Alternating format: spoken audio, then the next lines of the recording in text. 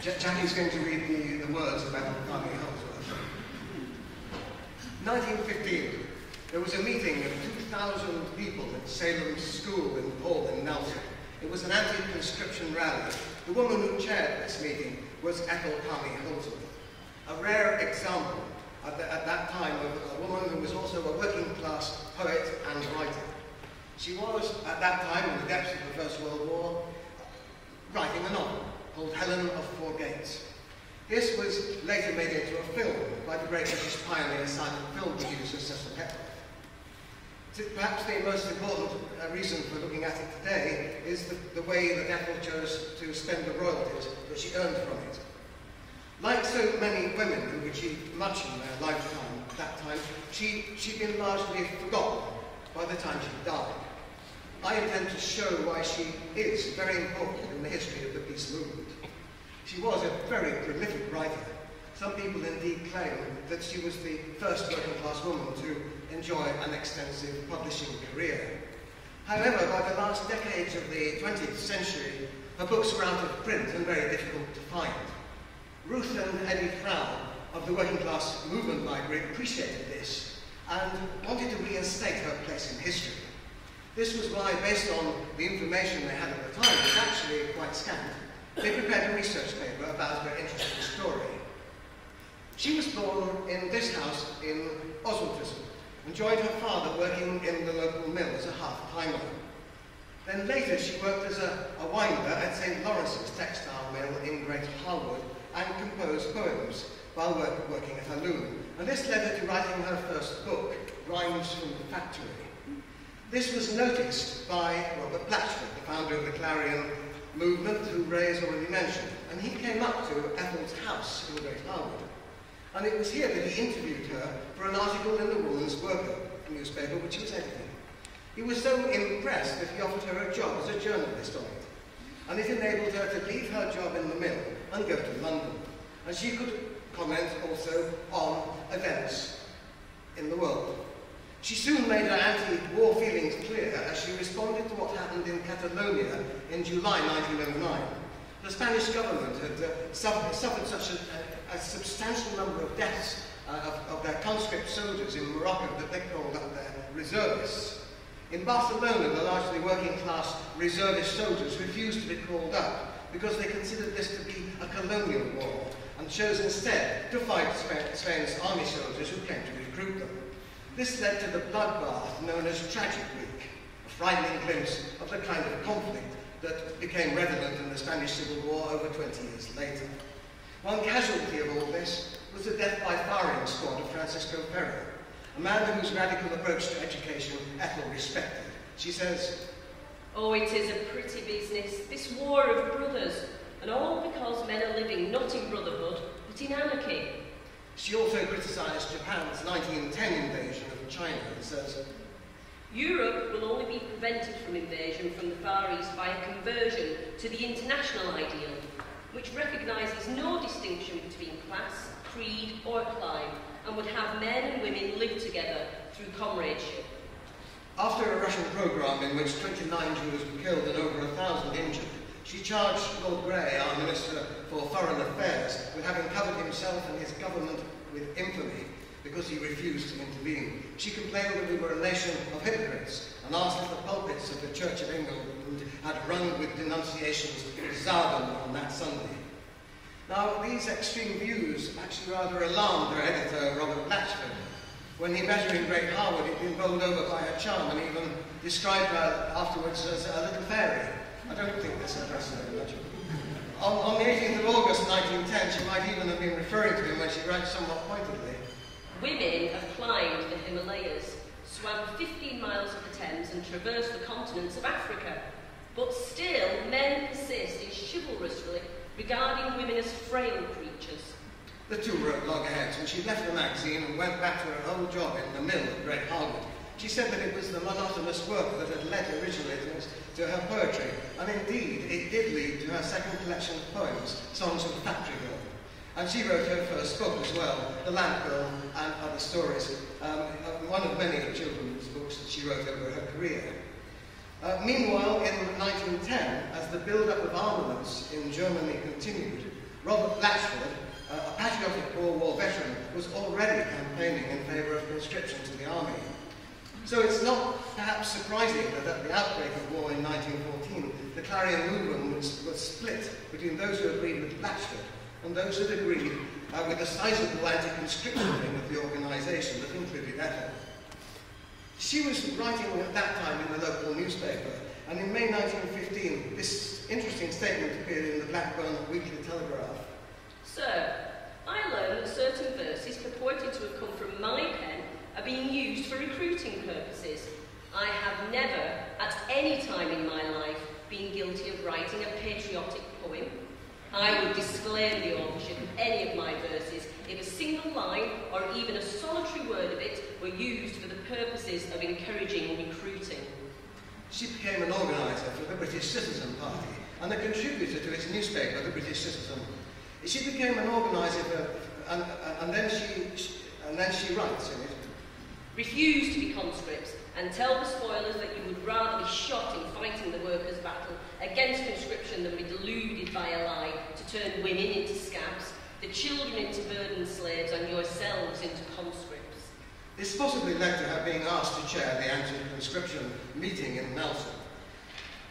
Mass meeting in support of the views of 150 Liberal and Labour MPs and a trade union congress representing 3 million working men and women opposed to conscription. Chair to be taken at 7:30 p.m. by Ethel Carney, Mrs. Holdsworth, the famous poetess, admission free. Meetings had actually been planned all over Britain, but they weren't always able to take place. At Halifax, about a dozen soldiers charged the platform and prevented the meeting from taking place.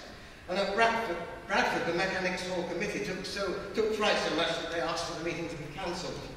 But in London and in Burnley, the resolution was passed unanimously. But then there was the Nelson night. Cone and Nelson Times, Friday the 3rd of December 1915. Free fight at a Nelson meeting. Never in the history of Nelson have such scenes been witnessed at a public meeting as those that took place at Salem School on Tuesday evening. Now, to paraphrase this rather long article, Ethel welcomed everybody, and there wasn't a murmur of discontent in a hall full of 2,000 people. But when Mr. Mortimer Holden began his anti-conscription speech, he was interrupted by members of the Home Defence League, who had barged into the building. He's described as the famous Briarfield manufacturer, and he invaded the stage with others and attempted to take the speaker's notes away from him. And there was a tussle, and his followers took that as the cue to attack the audience. And then everyone in the room started fighting the intruders. Most of the people on the platform took refuge apart from Ethel, who stood there completely unfazed and unwilling for the meeting to be broken up. Even when the brass rail at the front of the stage gave way and a number of men, it says, were precipitated into the school bottom over 5 feet below, where there was, it says, another struggling mass of humanity. As things got worse, she climbed onto the top of the grand piano. They couldn't get her from there. So she began singing the socialist red flag. And everyone joined in. And this was the reason why they were able to finish the meeting, and at the end were able to carry the resolution amidst great cheering. She undoubtedly did have a massive sense of right and wrong. Her daughter, Ruth Frow, says that on Monday in the street she stopped a man from mistreating his horse. Conscription was introduced on the 2nd of March 1916, and her husband Alfred applied for exemption. But like most conscientious objectors, was prepared to accept a non-combatant role and was sent to the Western Front in 1917 as a teacher of typing. Ethel turned her husband's departure into a propaganda opportunity by walking to Nelson railway station with him waving the red flag. Then she took up cheap lodgings in Blackburn and completed Helen of Four Gates. She was, it said, so strapped for cash at the time that she was selling ribbons and laces on the Blackburn market. And then to add to her troubles, Alfred was reported as having been killed. However, a year later, he was able to walk out of a prisoner war camp alive and well. And Ethel fictionalizes Alfred's experiences in a later novel, General Belinda. He was clearly the model for Reggie, Belinda's soldier nephew, who was listed as missing, then reported dead, but who was in fact shell-shocked and captured. Belinda stayed 3 days and got Reggie to tell her about his life over there.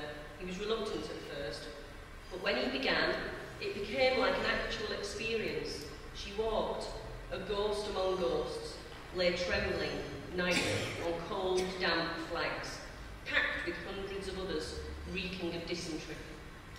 Her novel Helen of Four Gates was published in 1917 and became so popular that she ended up with sufficient funds to buy herself a small cottage on the Pennines above Hepburn Bridge.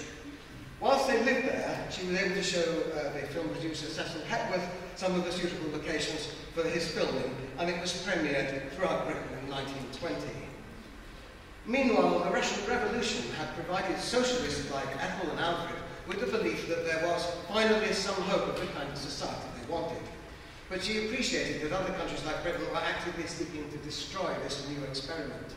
Then, in 1922, came the Russian famine, and it touched Ethel so much that she wrote this plea for help in the newspaper, Freedom. The curtain rising on the Volga wilderness, where the drought has only just finished what the capitalist war and blockade began, would reveal a long line of little children, adults, old men and women passing direfully along to what may be a certain and fearful death. Either force the government to answer Russia's need or decide on an immediate toll payment from every organised worker in employment. A year or two later, Edith and Alfred appreciated that all was not perfect in the new communist state of Russia, and they were concerned at the treatment of anarchist revolutionaries by the Russian government. Ethel wrote to the editor of Freedom. Thousands of revolutionaries who have bled for their revolution have either been done to death or are, till this day, languishing in Soviet prisons in the frozen north and in ghastly concentration camps throughout Russia. Ethel says she wishes to assert her bond with all the socialist brotherhood and offers to send the newspaper some songs, and the editor replies that they'd be glad to publish her poems. He says, "We always remember your songs in the Clarion some years ago and now in the Clear Light." And more about this newspaper in a moment, because by 1924, she and Alfred had moved to another house above Hepburn Bridge at Slap Top, which is just behind the tennis courts on this picture. And she started working on the book that many people consider to be her best, This Slavery, a critique of the half-timer systems that she felt had taken away her childhood and its grim betrayal of life in industrial Lancashire at that time. And it made the novel a big hit in Russia, and that's the cover they used on the right. And with the money that they made from the sales of the film Helen of Four Gates, they embarked on possibly their most ambitious project to date. In order to counter what they saw as a potentially dangerous new world threat, and one that they felt was a danger here in Britain, they would personally write and publish a magazine that would be fundamentally anti-fascist in content. This would be the Clear Light, and they distributed copies of it to addresses all over Britain. They soon picked up interested readers, and this is an appreciative letter. Small but insignificant, the Clear Voice is the one voice that stands between you and the fascist dictatorship. Everyone realizes the danger of a coup d'etat by minor Mussolinis is much nearer than the proletarian dictatorship. The danger is very great. Here stands Europe on the brink of annihilation and not less of physical disintegration. Even Robert Blatchford is alive to the danger. Hence the loud thundering in the pages of the Sunday broadsheets. He knows it, we know it, and the brutal ruling classes know it, and the fascists know it themselves. Robert Blatchford still regretted his poor relationship with Ethel, and he writes to a friend saying, "I don't know why that lady hates me. And this is because I tried so hard to help her. Human nature is not all human, or not all honey and roses, but Ethel's sentiments are no more to me than the howling of the moon." He'd given her that first opportunity, and he knew it.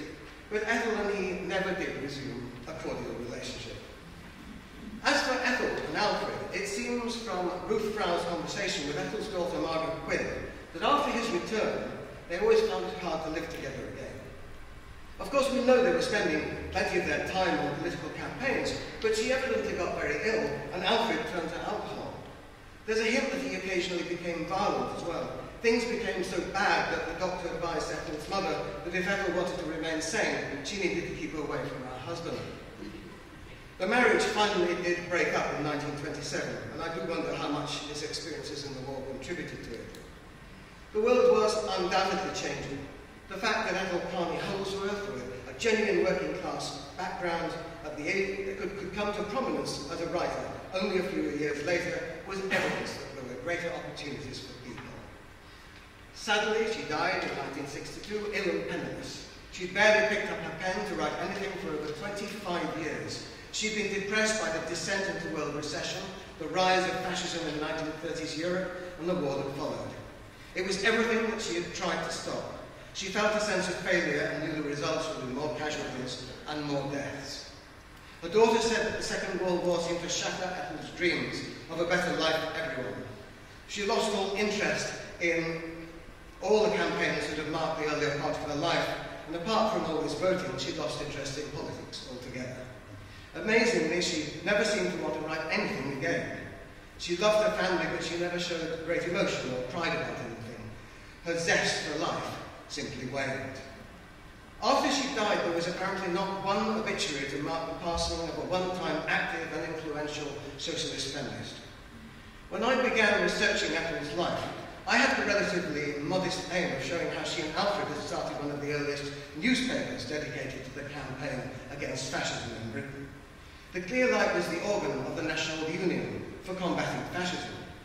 In the document Fascism and Reactions to Fascism in Britain, 1918 to 1989, compiled from the archives in the Imperial War Museum, it quite clearly says that there were anti-fascist groups in Britain going back at least to the National Union for Combating Fascism, organised by Ethel Carney Holdsworth in the early 1920s. The implication is that when Ethel and Alfred started this anti-fascist organisation in their house at Slack Top, it was the very first such group in Britain. And it was their personal reaction to the setting up in 1923 of the first self-declared fascist organisation, the British Fascists. Ethel and Alfred could never have achieved all this without the royalties Ethel had earned from the filming of her novel, Helen of Four Gates, and her personal decision to spend it on an organisation for fighting fascism. That's why I feel she definitely deserves to be remembered. And I look forward to Roger Smalley's future biography of Ethel, which is now awaiting publication. And hope that together with Ray Street's work on the achievements of Enid Stacey, mainly recorded by Angela Tuckett, this will lead to a greater respect to both of these outstanding women. As Ruth and Eddie Frow wrote at the Working Class Movement Library on the 15th of January 1988, socialists, both men and women, surely have a responsibility to restore women like Ethel Carney Holdsworth and Enid Stacey to the pages of history.